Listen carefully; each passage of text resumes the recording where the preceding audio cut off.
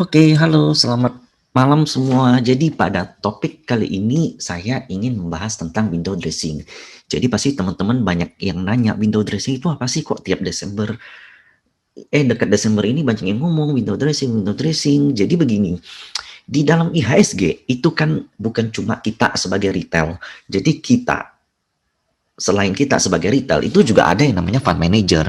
Contohnya reksadana, ETF, itu kalian yang titip duit sama mereka, itu mereka kelola dengan cara yang baik, dan dana mereka cenderung lebih besar daripada retail. Jadi ada yang AUM-nya belasan triliun, ada yang 20-an triliun, kalau ke seperti Skoders itu udah kelas atas. Ada juga KPD, kemudian ada private equity, jadi dana-dana mereka ini, mereka kan kelola di dalam bursa. Kemudian pelaporan mereka biasanya setiap kuartal, contohnya Januari, Februari, Maret. Nah, maka mereka akan condong membuat laporan mereka akan bagus di bulan Maret. Nah, begitu juga di akhir tahun, Desember. Maka dari itu, biar portofolio mereka terlihat bagus, alpha mereka bagus, performance mereka bagus di mata klien, di mata komite investasi, ya mereka condong melakukan yang namanya window dressing atau istilahnya ya kayak mempercantik tampilan gitu, window dressing. Jadi ini manuver yang dilakukan perusahaan pengelola keuangan untuk mempercantik kinerjanya.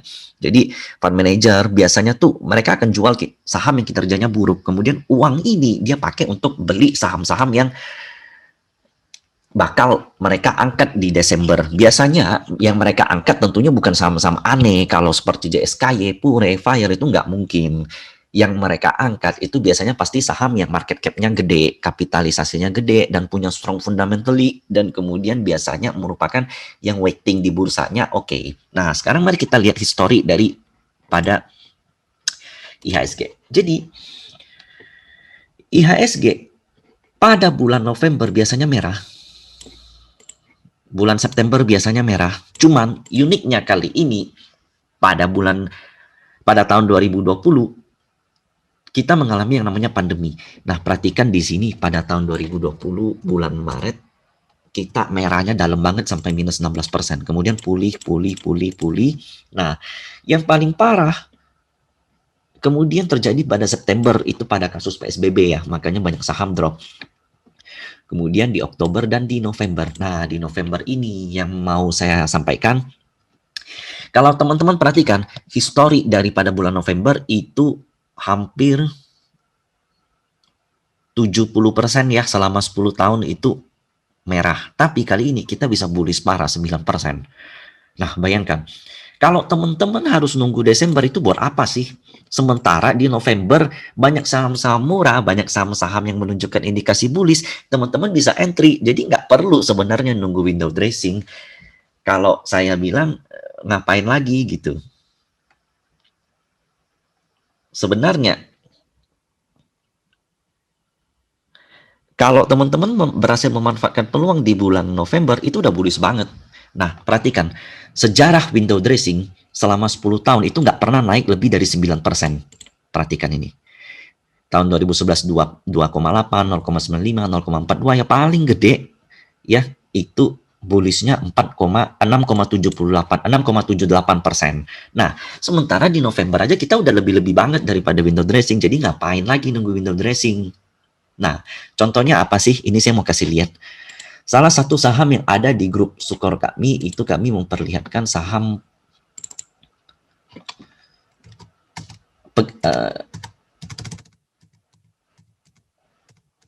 kita mau kasih lihat saham Pegas ya. Jadi, kami melakukan pembelian di saham Pegas. Itu posisinya di sini karena dia break daripada pattern cup and handle. Di sini kelihatan ya.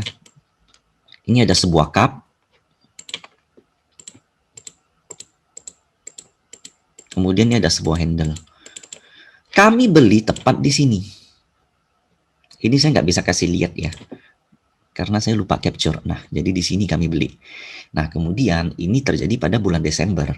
Harganya naik. Sebenarnya di bulan November di sini kami juga udah mulai melakukan pembelian. Di sini kena trailing stop. Di sini kami beli lagi. Nah, saat ini target kenaikan dari Pegas. Kalau kita perhatikan di sini dia ada satu downtrend line.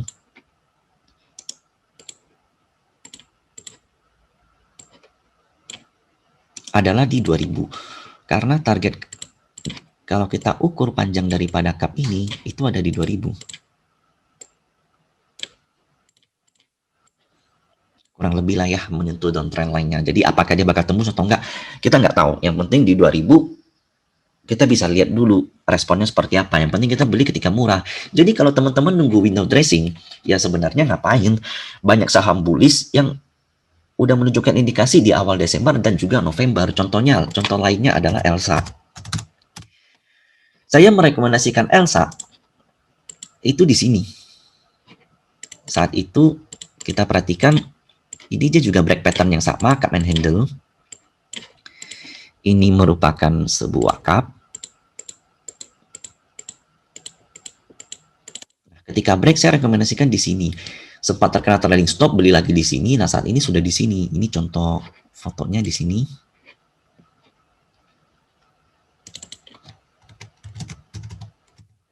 Nah, di sini.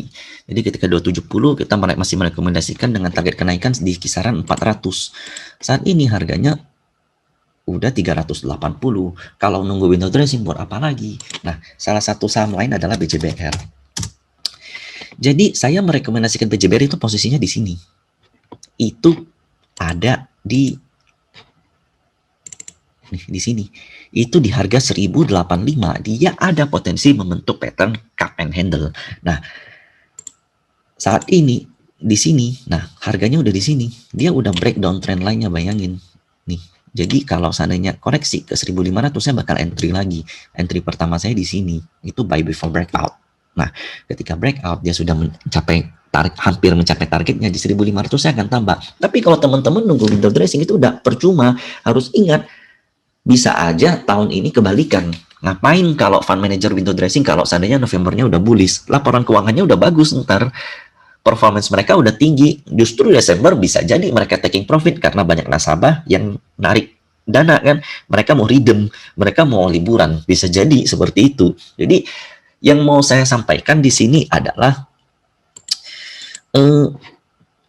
ini saya mau tampilkan, nah ini before after perbandingan saham Soci. Jadi ketika Soci menyentuh 185 saya masih sempat merekomendasikan dengan target kenaikan sampai 240. Nah, dia sempat koreksi satu hari, habis itu arah. Ini banyak yang beli. Di grup kami ada sekitar lebih dari 30 orang yang berhasil memanfaatkan momentum Soci. Nah, pertanyaan saya sekarang seperti ini. Apa sih, kenapa sih saya katakan kita nggak perlu nunggu-nunggu window dressing, nggak beli, apakah harus nunggu Desember? Sebenarnya seperti ini yang menjadi pandangan saya. Hal yang bisa dikendalikan oleh trader itu adalah ini.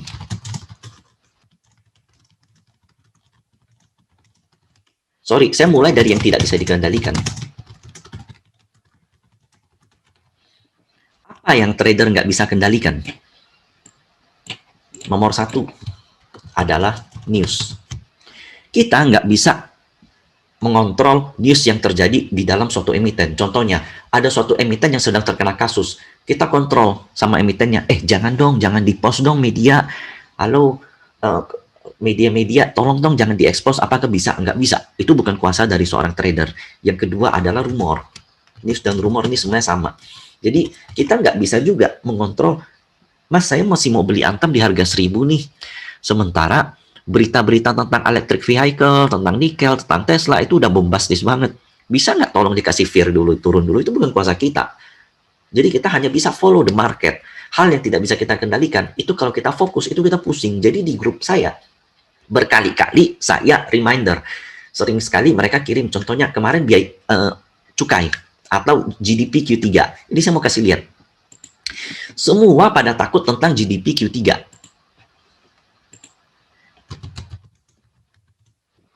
Hampir semua investor dan trader semua pada wait and see karena menunggu GDP Q3. Nah, pada postingan saya di bulan September, itu ketika GDP belum keluar, saya mengatakan bahwa, nih perhatikan ini, GDP Q1 itu naik 2,9%. Itu posisinya di sini. Dia hanya, justru bukannya naik, malahan koreksi. Kemudian dia terbang. Kemudian ketika Q2 diliris di Q3, jadi ketika Q2 sudah selesai, kan ada pelaporan segala macam audit. Keluarnya biasanya di Q3. Q2 rilisnya minus 5,3%, itu gila banget. Minusnya dalam banget. Tapi bayangkan responnya, kita malah bullish. Kemudian koreksi.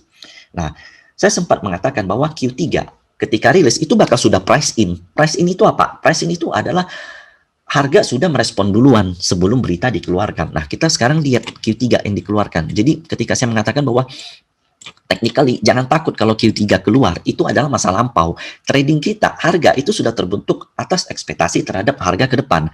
Antam contohnya, sampai saat ini kontraknya mana ada sih? Tapi harganya udah bullish banget. Iya kan? Karena orang memiliki forecasting value ke depan. Nah, ini yang terjadi di November ketika GDP Q3 udah keluar. GDP Q3 keluar, kita juga bullish parah, bos. Nah, perhatikan chart IHSG. Di sini kurang lebih GDP Q3 keluar naik 9%. GDP Q3 kita itu jelek. Hasilnya minus 3% lebih kalau nggak salah, correct me if I'm wrong. Jadi ketika saya sudah reminder kalau GDP Q3 itu sudah price in, saya sempat mendapat pertentangan. Banyak yang bilang kalau ini contoh awasnya tanda-tanda financial bubble. Jadi ingat, krisis ini tidak mencerminkan kondisi ekonomi yang sebenarnya. Kemudian jangan expect too much jika di market situasi ini. Market bisa drop ARB kapan saja. Kemudian ini deh paling penting, awas tanda-tanda mulainya pasar finansial bubble. Jadi ingat krisis tahun 2010. Jadi ini enggak sebenarnya, ini bahaya. Nah, kalau kita lihat IHSG, semoga saya ada ngetek ya. Aduh, nggak ada. Kita lihat finance-nya deh. Finance pada saat saya mengatakan bahwa GDP Q3 ntar bakal price ini tuh udah naik 19%, itu bullish parah. BRI sudah 23%, Mandiri sudah 19%, BTN sudah 23%. Jadi kalau teman-teman nunggu news, nunggu rumor, itu kalian bakal telat. Maka dari itu trader jangan pernah fokus sama news dan rumor. Selanjutnya yang nggak bisa kita kendalikan itu adalah harga. Harga bergerak begitu liar. Hari ini ARB, besok bisa ARA. Ketika ada news tentang vaksin, harga bisa bullish parah-parahan. Tapi ketika ada rumor sedikit tentang demo atau tentang vaksin yang gagal, harga bisa drop parah-parahan. Ketika ada PSBB, harga juga bisa drop parah-parahan. Kemudian trader harus menyikapinya gimana sih? Kalian nggak perlu pusing. Intinya, nomor satu yang bisa bikin kalian cuan adalah price action.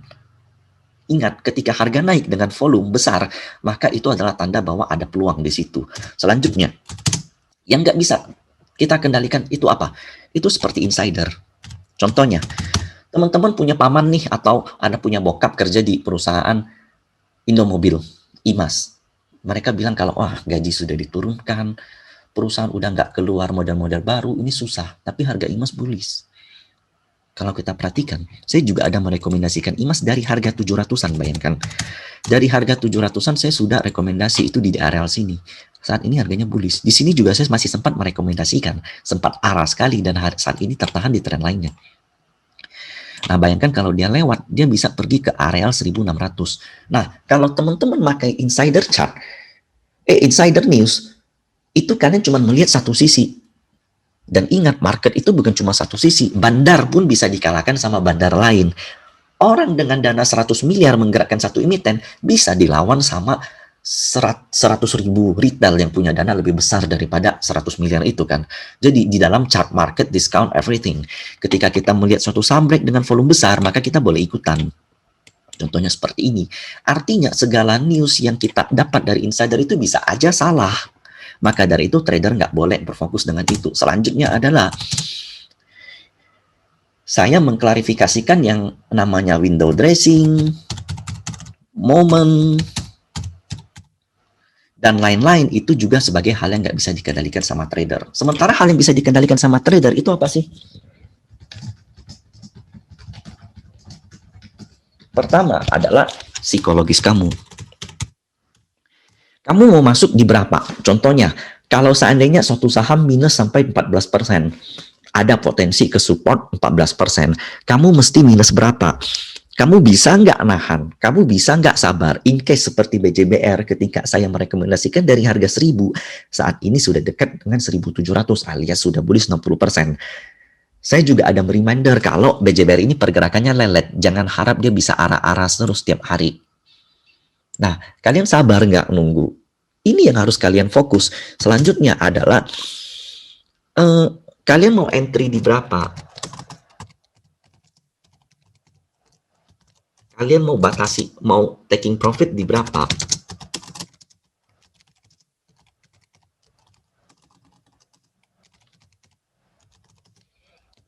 Dan kalian mau batasi loss di berapa? Kemudian yang trader bisa kendalikan adalah selanjutnya adalah analisa. Tapi analisa ini bukan based on news, based on insider, based on rumor, enggak. Jadi kalau teman-teman hanya fokus tentang window dressing, tentang rumor, setiap hari baca berita, teman-teman bakal kejebak. Sementara LK Asri ketika dikeluarkan, saya kasih lihat ya. Ini saya nggak bisa kasih lihat capture-nya kalau kita beli Asri. Jadi Asri LK Q3-nya keluar di sini. Harganya drop parah banget. Harganya ketika LK dikeluarkan, harganya bullish parah. Kalau teman-teman jual udah pasti kejebak 100%. LK-nya parah, tapi teman-teman harus ingat, LK Q3 itu udah nggak ada hubungan dengan LK Q2, itu Q3 itu nggak ada hubungan dengan Q4. Contoh lain adalah saya sempat bicara di grup umum.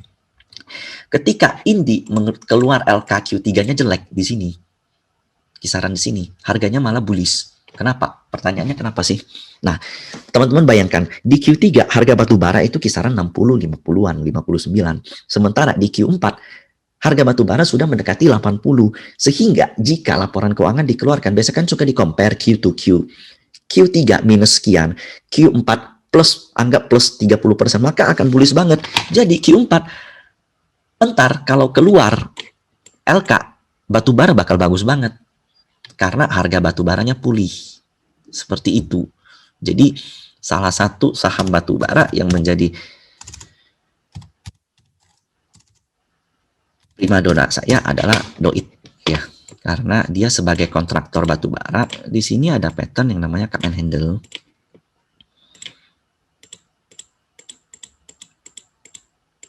Target kenaikannya ada di kisaran 500-an dan dia baru mencapai setengah dari target, sehingga saya seperti ini, Doit ini yang masih menjadi perhatian menarik saya.